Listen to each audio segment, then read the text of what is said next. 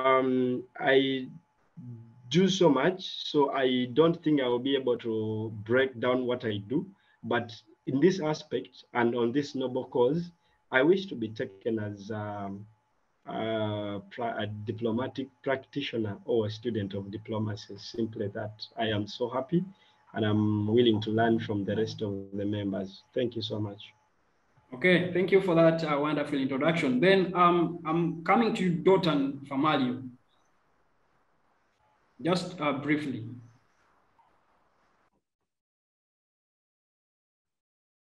Dotan, are you there? I am Mwase John, a political scientist from Makerere University. I happen to be a student of futuristic studies.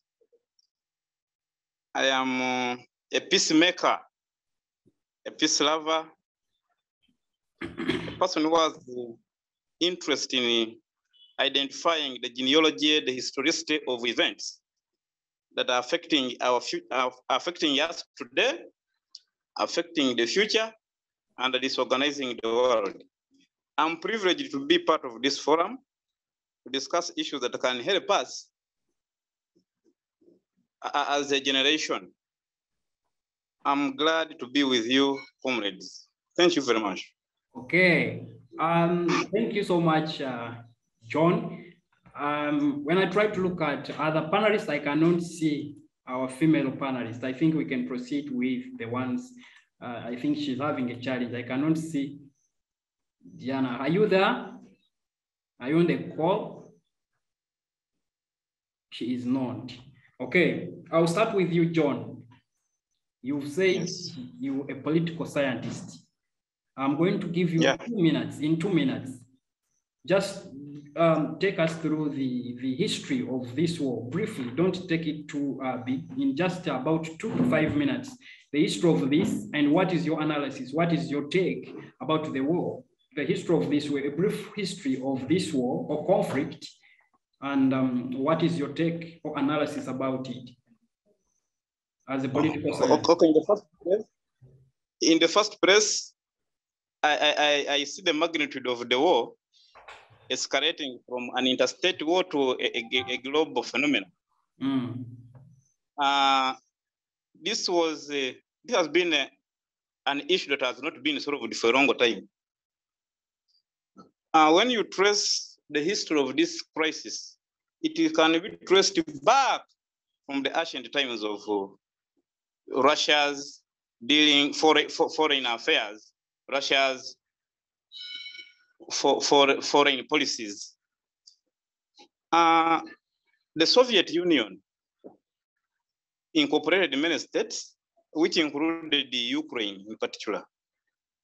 And among the Soviet states, the Union of Soviet Republics, Russia was the biggest power among them, followed by Ukraine. Now, when the Warsaw declined, and that is USSR, by 1989, we saw that these states started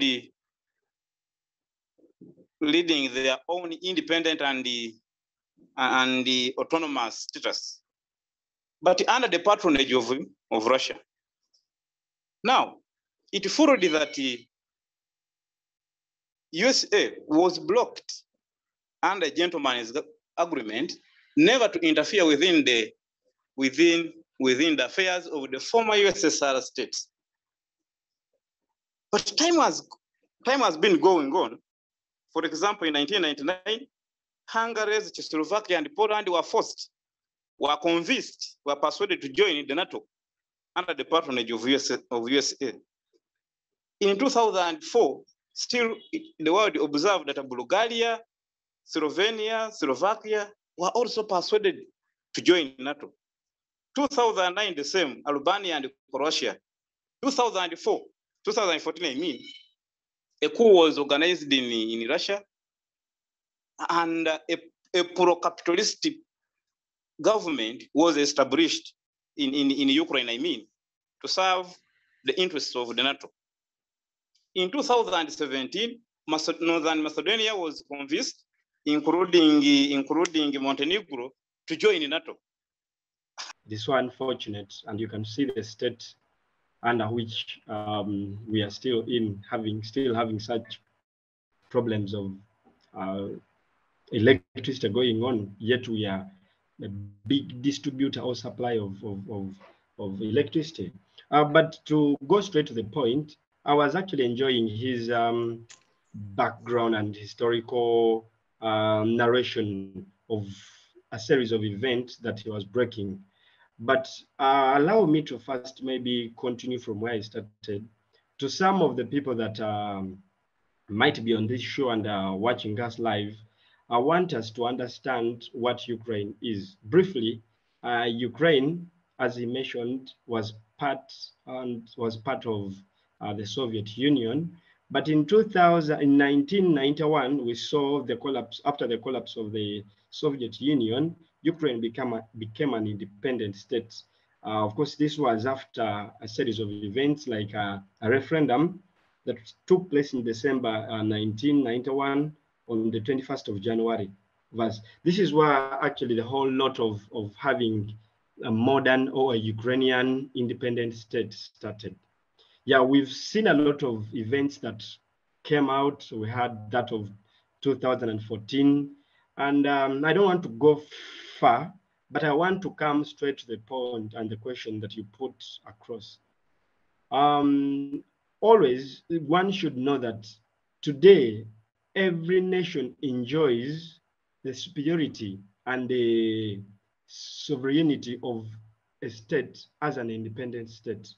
In diplomacy, we call every state an independent state. And when it comes to issues to do with international relations or interstate relations, every representative of a sovereign state, we count them to be equal, regardless of their financial muscles of a state he comes from.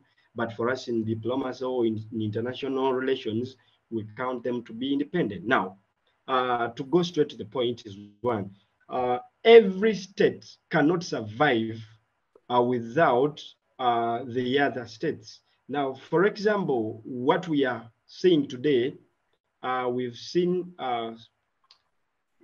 the NATO or the friends or the blocs in the Western being spearheaded by actually the NATO, which is known as, I don't want to mention it, but I think it is an organization that formally has all categories of different countries in the Western world. We've seen US, we've seen UK, we've seen Germany, France, and so forth. I know I cannot mention them all, but I want to point out that when these countries come together, they believe that every attack on a member state, you have attacked NATO, or you have attacked USA, you have attacked UK. So this is actually bringing a global crisis in that an attack on UK, an attack on USA is an attack on NATO. So we saw Ukrainian president launching their appeal that they want to join or they want to be part of what? Of NATO. And formally, Russia is always afraid, is always in fear or in fear of the threats that when Ukrainian joins NATO, it is simply calling the forces of NATO or the army and artilleries, inviting them on the border of Russia. You know that Russia is actually bordering with Ukraine. So for Russia's fear in this point is that they do not want an independent Ukrainian state that is now part of NATO, because now but I just want to dissect or discuss the main thing, because you took me so far. I wanted to first give a historical background of how these states are on, but let me go to exactly what you answered. In business or in interstate connection or interstate relations, you and I know that Russia and Ukraine are the biggest exporters of wheat. We've seen Russia, from statistics, that Russia supplies 30% of the wheat flour on the world market. I actually happen to be a sales executive or a sales agent of a distribution company that distributes some of these FMCGs, or some of them fast moving consumables like wheat, soap, and so forth. So we've seen a skyrocketing in prices, especially in these SKUs or in these commodities like wheat. 2 weeks back, wheat in Uganda, or a kilogram of wheat, was selling at 3,000. But as I speak today, a kilogram of wheat has now shot to 4,000. This is just one in one week's time of the invasion or of the war. So I can make it broad. You know, UK, especially Germany, UK, and USA are the biggest importers of Russia's gas and fuel. So we've seen, after the sanctions the Western world or NATO has imposed against Russia, causing tension or causing a lot of price increment in this essential something, or a crisis that is going to affect most of the essential products on the world market. So to me, as a student or an advocate of peace, I actually do not condemn the actions of Russia, but I want to appeal to the Russian people and to Putin himself that this is not just an attack on Ukraine, but it is simply an attack on the entire world. So I want to get back to justice, and because I saw you gave me 3 minutes, I think. Okay, thank you. Let me give an example of two brothers. So the elder brother is angry, and as the father, you're not pampering the junior brother. So you are saying that, okay, the elder brother will not have dinner in the house.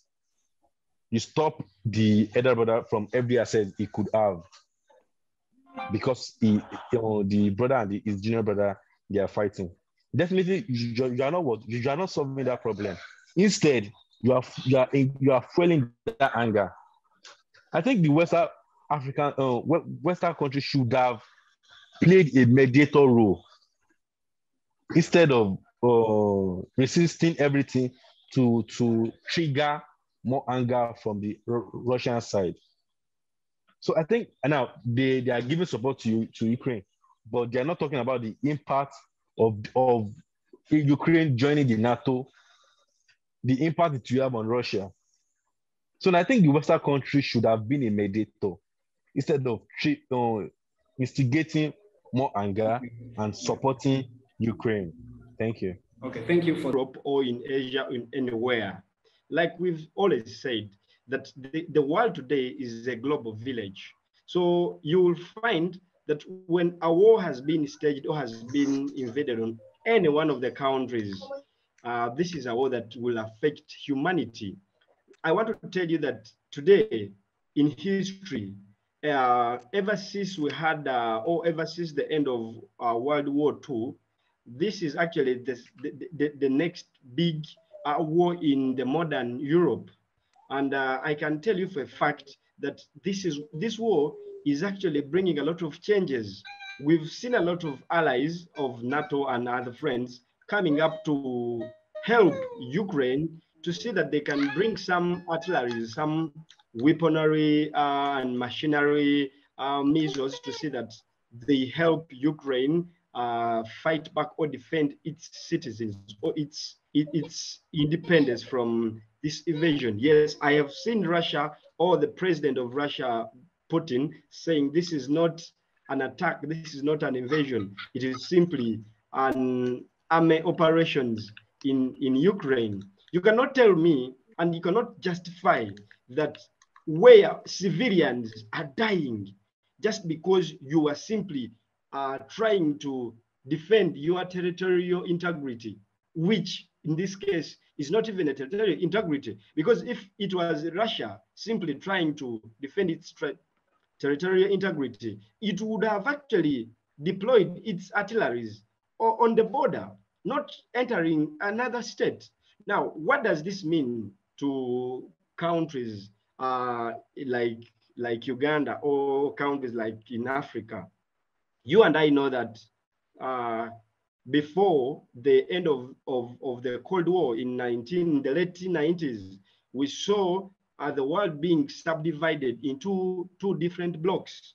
And I'm sensing this coming up, or this showing again, because there is a lot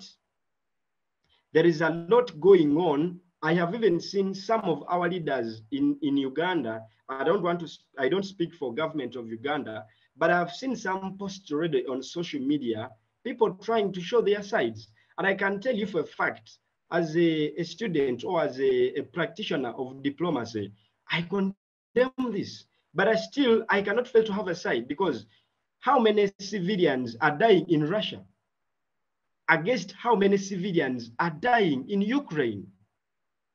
Whether you have that humanitarian heart or sympathy, you will still say that the invasion or the threats or the attack on Ukraine is something that there is no person can support. I don't want to speak for any person in government, but for me as myself, if Uganda has gotten mission in Russia, it is high time for Uganda to come up and say we are ending our diplomatic negotiations or our diplomatic ties with Russia, because we cannot still relate with a country that is violating the international norms and international law. I have seen a couple of students. I've seen actually Katsave Ronald is a CASO. I think he's now a lawyer. He should have ended his level of being a law practitioner in Uganda, and he understands what we call the international law. And what is an international law? An international law is simply those rules or those norms that have been set by the international government, which is the UN, and once a member state or a country has ratified that charter, it simply means that those laws are binding. Now, in this modern world, you cannot tell me that someone is coming out and simply saying that we still need a diplomacy, or we still need some negotiations. Yet I have closely followed this issue on TV. I have watched TV and I've watched different leaders from the Western world. I have watched Maurice Boris coming up and Johnson Boris coming up to actually condemn this act. I have watched Joe Biden. I have watched all the ministers of foreign affairs and defense and so forth, that this is something that is simply trying to disorganize the status quo of the international. Go on. Conclude. Yes, I was simply saying that I personally feel I have a conviction to appeal to the government of Uganda to at least withdraw our diplomats, to at least withdraw our mission from Moscow, because we cannot still negotiate or still take our relationships going forward with a state that is violating the international norms. This is unacceptable. This is simply an attack on humanity, and I condemn it in the strongest terms possible. That for me, as a student and as a diplomatic practitioner, I cannot agree with this. You actually said that you were asking something to, I think, to a Nigerian guy, that don't you think that Russia or maybe the Western world can still negotiate? Negotiate over what? We have seen these powers calling diplomats from Moscow, from Russia, and they failed to show up. The other time, I think last week, if not this week, I saw the International Criminal Court coming up after an appeal was actually launched by President Zelensky, the president of Ukraine, that Russia is actually trying to turn down what has been the status quo of peace. So for me, I think all African countries should rely and alliance with actually the international world to say that this is being condemned. I actually applaud the government of Nairobi, the government of Kenya, when it came out and made a statement that Russia is going astray to invade. If it was a war that was between the Ukraine forces and the Russian forces, I would have no problem. But we've seen a lot of humanitarian violations. The other time I was seeing some missiles that were destroying some hospitals. I saw kids dying. I saw, man, this is something that I cannot say that I can support. I can even still say if we had negotiations with Russia, I am appealing to government to at least stop this, because this is something, this is a war against humanity, not only on Ukraine or not only on NATO. We have to bring this to an end. Okay, Lasha, you are saying Uganda to come up publicly to condemn the actions of Lasha, and we understand that Uganda as a country has, ties. It has diplomatic ties and relationships with Lasha still. We have been seeing the Parliament of Uganda signing a deal. If you look at the Minister of Security signing the cameras, the tracking devices, the deal with the Lashian company. Do you think the interest of Uganda, when it takes side, because even the World War, the Second World War, what happened is that most African countries stayed away still from the vote of the UN Security Council and stayed away from these wars, and they never wanted to support any side because these wars have been happening, most especially with ideology, the capitalism and communism. In most African countries, what they have made is, because still they are still third world countries and they are developing, so they do not want to conflict their relationship with these countries because they need both the sides. So are you advising, just like Kenya did, the whole Africa, countries that relate and deal with Lasha to come up publicly and condemn it, and Putin himself, the moment you comment negatively about Russia's action, you know what will happen? What do you think? Okay. Even before I ask that from you, let me bring in a political scientist. Yes, Elim, your hand is up. Please unmute and go on. Briefly. Okay, hello. Thank you very much for this chance, Mr. Kanyehamba, for giving me the opportunity to talk today. I know I've seen very many, I've seen the discussants have already given an overview of what is happening, and we all know what is really going to happen and all that. But yeah, I want to, I beg to go against what Gilbert was trying to say. He tends to overconsider theoretical aspects in diplomacy. That's why he said he's losing. There's a discrepancy between his realities and imaginations in the situation that's happening. Much as diplomacy has to be considered, but you have to know that it is still a political game. Yes, you won't over talk about what it is when the politics of the world is trying to show how it's going to be so negative to Russia.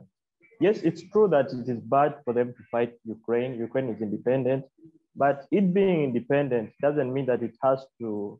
It doesn't mean it is independent from all the catastrophes that it might be creating for the future Russia. Because give you an example of what would be now happening right now, you get to know that the lives of the people, the lives of the people are so important, very true. But when it comes to how a government operates, when it comes to how a government operates, a government's first arm, the first arm of the state is the military. So if at all Russia finds that its military is going to be threatened and it tends to go against Ukraine, sometimes it would be a political thing, but the actuality of this thing is what will happen next if at all NATO comes closer. So NATO is trying to dominate the Eastern Europe, and that is creating a problem for Russia. And Russia trying to retaliate is not something that we can just consider as stupidity, or let me say like dictatorship, or let me say a Hitler kind of thing, but it's trying to protect his interests as a state, just as any state would also do that. You get. So I think it is also something that is important that we should consider, much as we also have to remember that people's lives are also being lost in the process.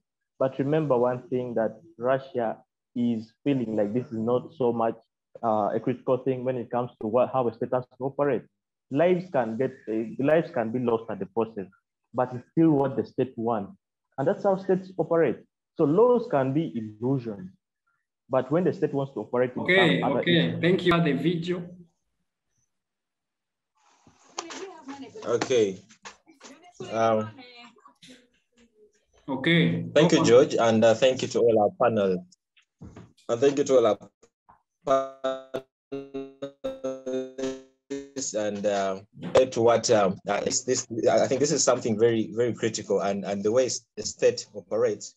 I mean, sometimes it may not be of priority. The lives may not be a priority, but protecting their interests as a state must be or can be a priority. So I just want to pose the question to Gilbert about the economic situation, because we see with all these actions and all these with all this action being taking place, we see that the economy is drastically being affected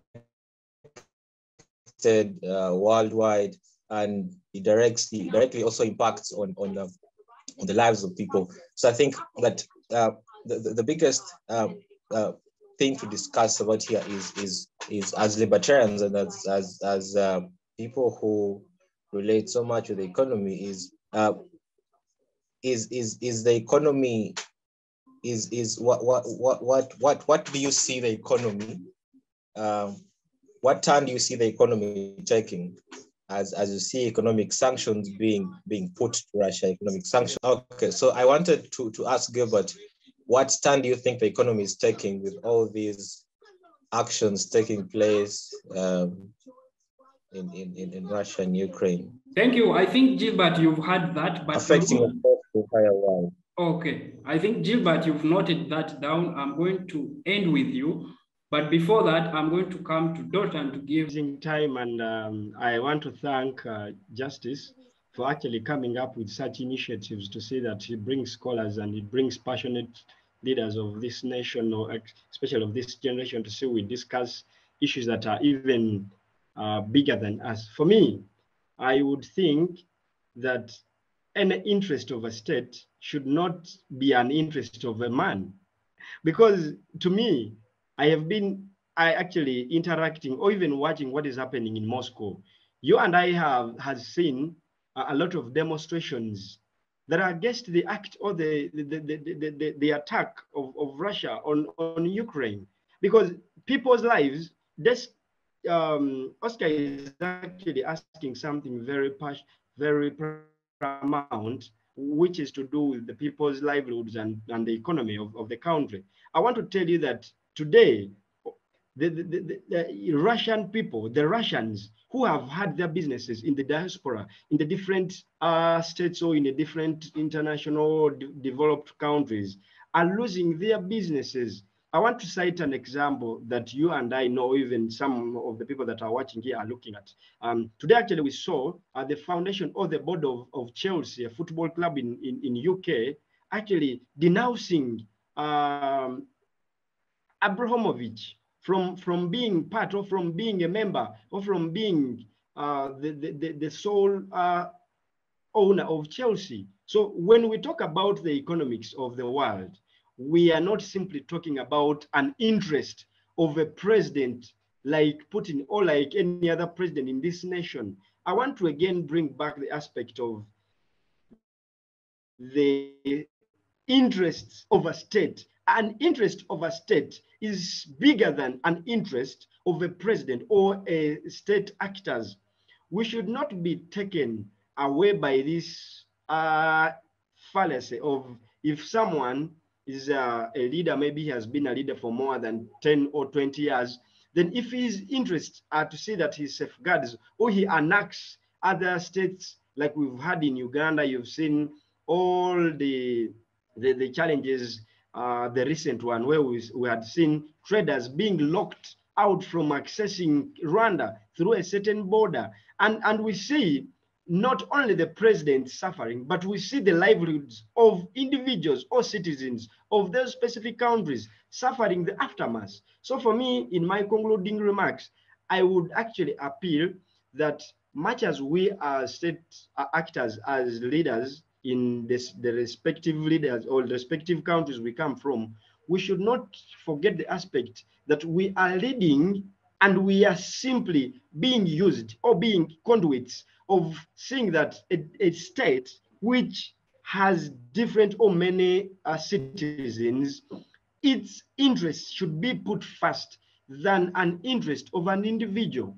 I want to thank Justice, the host tonight, and I would actually appeal to you that the next show that you should make sure that you give us some more time, because I have seen a lot of people. I have some friends of mine, Lumala Nelson is a workmate at my workplace, who told me the last time we missed this, he told me he could not miss this. I've seen my wife. My wife has also been part of the show. And I want to ask you to at least give more time. At least you give us 2 hours for us to exhaustively discuss these matters. And we at least even engage other people who have been part. I can see Katsabe raising a hand. I think maybe you could give him a chance and we'll get to hear from him. Thank you so much. Those have been actually my words, but I still say that diplomacy is not simply coming on round tables, taking tea and simply. What I can say is that first we get to notify that the many states and the issue arising out of wars, the impact it has, a case in point on the human rights sector, regardless that Russia is aggrieved by the denial of the previous agreements being made. So we see that a lot of rights. First, we see that the right to property is being infringed. We look at a right to freedom of movement of the Ukrainians, and some people is denied. We see that a right to life, that is an essential thing, is being denied to these people. We see that even the interaction now, the cooperation of these states is now ceasing.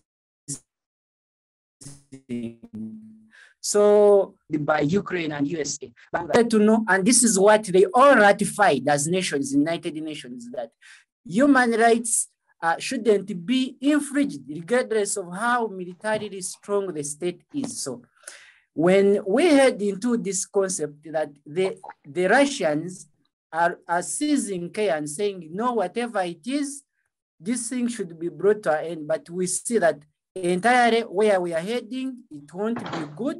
And we see that a lot is going to be messed up. So it's better Russia resolves these things in a diplomatic way, because it was politically played by USA, their game, and these people didn't reason out how to handle it. So that's what I can say briefly.